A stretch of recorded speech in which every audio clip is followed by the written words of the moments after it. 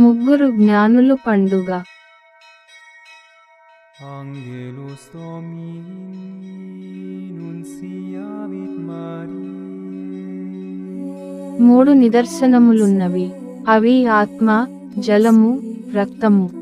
శనివారం, జనవరి 6, 2024. మొదటి పఠనం.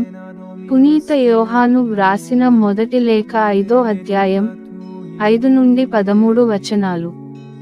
నా బిడ్డలారా, యేసు దేవుని పుత్రుడు అని నమ్మువాడు తప్ప లోకమును ఎవడు ఓడింపగలుగును? ప్రత్యక్షమైన ఆయన యేసు క్రీస్తే. ఆయన జలముతోనూ రక్తముతోనూ వచ్చెను. ఆయన కేవలము జలముతోడనే కాక జలముతోనూ రక్తముతోనూ వచ్చెను.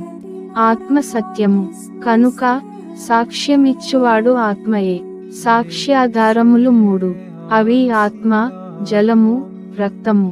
ఆ మూడును ఏకీభవించుచున్నవి.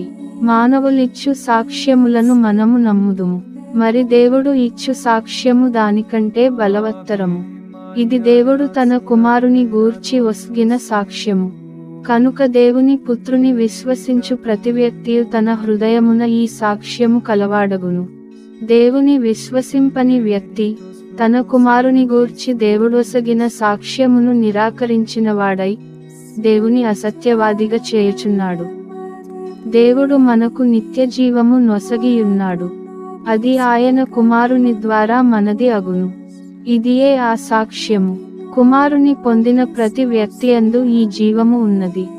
దేవుని కుమారుని పొందని వ్యక్తియందు జీవము లేదు. దేవుని కుమారుని నామమును విశ్వసించు మీరు నిత్యజీవము కలవారని తెలిసికొనుటకై మీకు ఇట్లు వ్రాయుచున్నాను. ఇది ప్రభువు వాక్కు.